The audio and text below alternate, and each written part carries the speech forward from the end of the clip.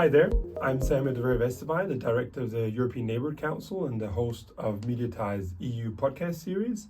Today's discussion essentially is part of a podcast series dedicated to the EU-funded MEDIATIZED EU project, which studies how the media discourses are constructed, as well as how they foster or hamper the European project, and also how they resonate among the public by focusing on the elite media public triangle. And so today's recording will really help us and the audience, hopefully, which will be policymakers, experts, and journalists, and of course the general public, to better understand the project and its research components that we've been working on, and especially the media analysis that all the project partners have been dealing with, as well as what we call the elite interviews of each of the target countries. Of course, I will plug myself and our project. So if you're interested in finding more about the project, as well as the people behind it, like yourselves and our team and the others, you at the audience can of course visit our website at www.mediatized.eu. And if anyone wants to subscribe to our newsletter and follow us on Twitter, you can also do that at mediatized_EU. But perhaps before starting our discussion about the research, which is quite comprehensive and quite complicated of this project, but very, very insightful with regards to anyone who's interested in media and journalism and Europeanization, let me perhaps just start by introducing my research colleague to today's interview, Dr. Gracia Abad, who is a lecturer at the University of Antonio de Nebrija, where we are seated today in their studio. Thank you very much for joining. So this research project is, of course, part of the Horizon project, which is an EU-funded, very large-scale and rather important research-oriented project that looks at media from a multitude of different angles. We started off with some desk research. We moved on to what essentially was looking at various media outlets across many different consortium partners in different EU and non-EU countries, mining through television transcripts and newspapers and whatnot for various types of dominant discourses. And now we're finalizing our elite interviews with politicians and with journalists. We're now in the 28th month of the project, and we've already completed all of these deliverables. Perhaps my main question would be to you is, from the Spanish point of view, and as you as a consortium partner, what are the key findings? Good morning again. It's really interesting because, as you have mentioned, we made some desk research at the beginning, and we'll review the basic scholarship on Europeanization debates and so on in Spain. And later on, we have been able to confirm that actually the debates repeat what the scholarship said. Actually, there is a clear support according to, if we look for the main discourses we have found in the news analysis, we see how there is a clear support for the European Union in the case of Spain, even in times of crisis, even under the influence of the COVID crisis, even with difficulties with the energy, even with all those difficulties the European Union has encountered over the last few months. There is a huge support in the case of Spain for the European construction process. And it is interesting because the European Union Spain is not only thinking about gains or losses it may have because of its belonging to the European Union. On the contrary, it wants to play a, let's say, certain leadership role in the European Union. It wants to challenge, in that sense, the let's say, traditional leadership of northern countries, or perhaps France, Germany, and so on. And it was to play much more a leadership role as well. And in this sense, it wants to be part of those countries which say how the European Union has to go forward. how the European Union has to be constructed in the future, how it should continue its path. So you looked through thousands, presumably, of snippets, parts of media from Spanish television, various types of news outlets. Were there other surprising findings, other things that were unexpected? Well, we reviewed 6 media outlets with different bias, if you want, or possible bias in terms of political leaning and so on. They were not only newspapers, but also television media. So we had a good sample, and we reviewed many news items from those 6 media outlets. And I wouldn't say that anything was really unexpected, but it is true that there are certain patterns over time which were interesting. For example, we were following the news from late July 2001 to early or late March 2022, and it was interesting because we saw how, with the outbreak of the Russian war in Ukraine, that became one of the main topic in the news.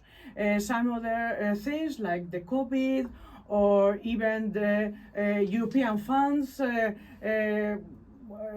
played a lower role if compared to the previous months.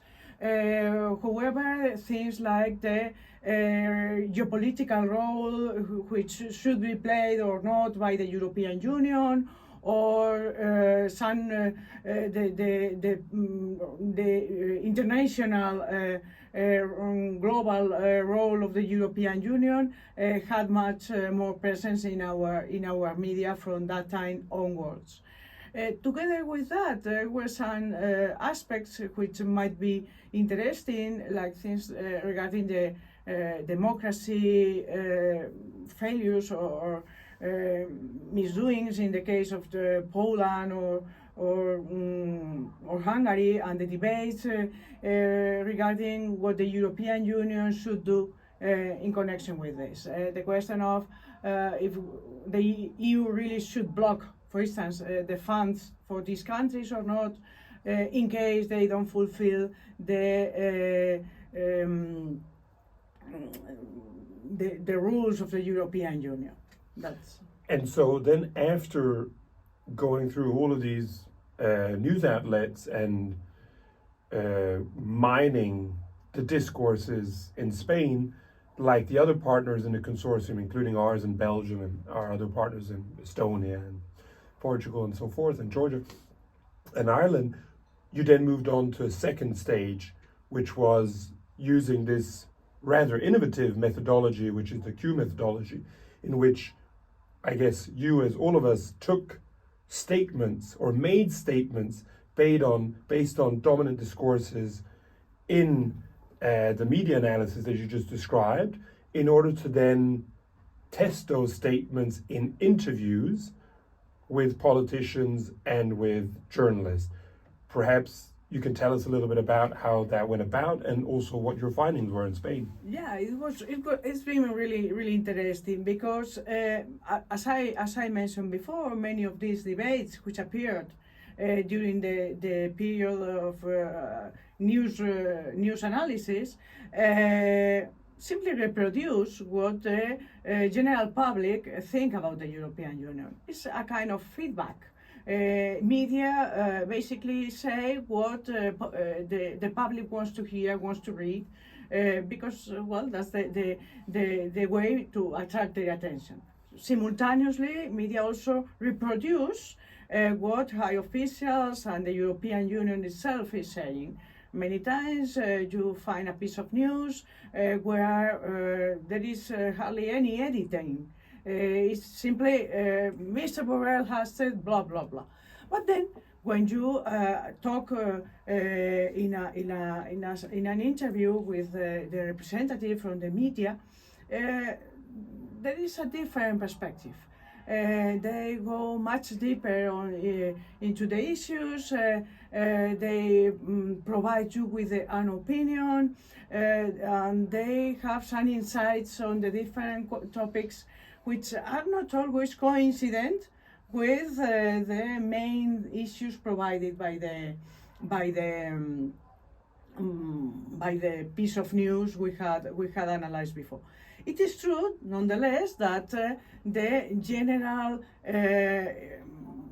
approach is similar in the sense that most of the approaches are pro-European. They are not anti-European, but there are many comments regarding how the European Union could be improved. In a positive sense, we are happy with this, but still we think we could go further. In the case of politicians, I would say they reproduce more the discourses, also because many of the discourses, as I said, were directly taken without hardly any editing by the media outlets, but also probably because they are more concerned with the public, the general public preferences. So there's a performative aspect to it, maybe. So I would say that in the Spanish case, as far as the European Union, the citizenship and the preferences of the citizenship influence much more the political elites and even the media than the other way around. How interesting. And when you, for example, compare what you learned and the findings that you had in the media analysis with what you had in the elite interviews, did you find there to be any differences or discrepancies?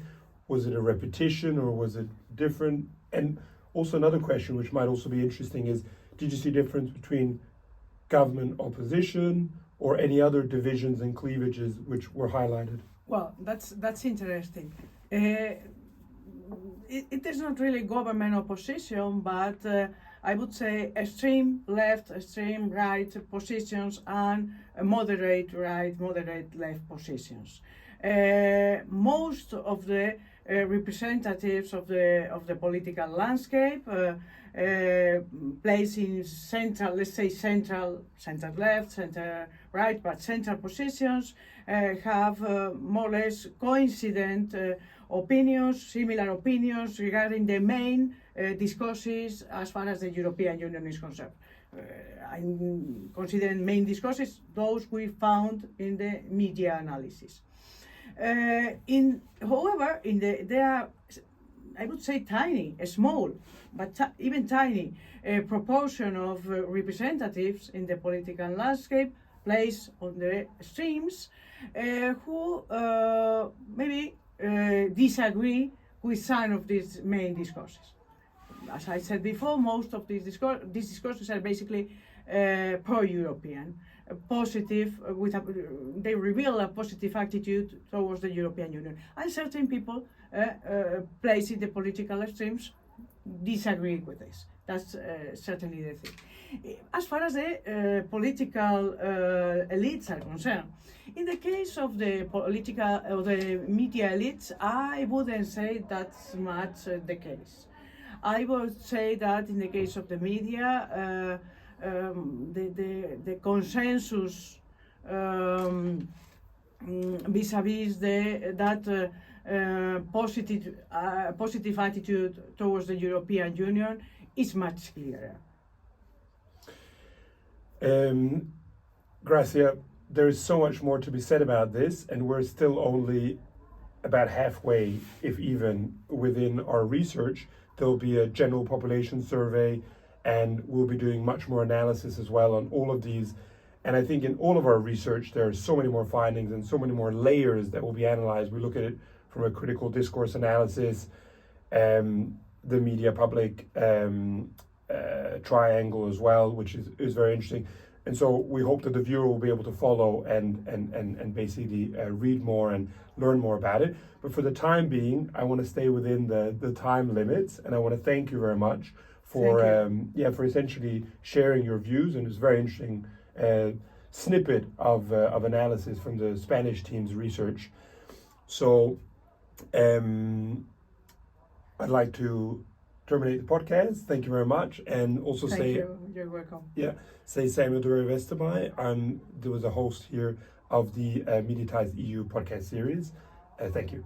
Thank you.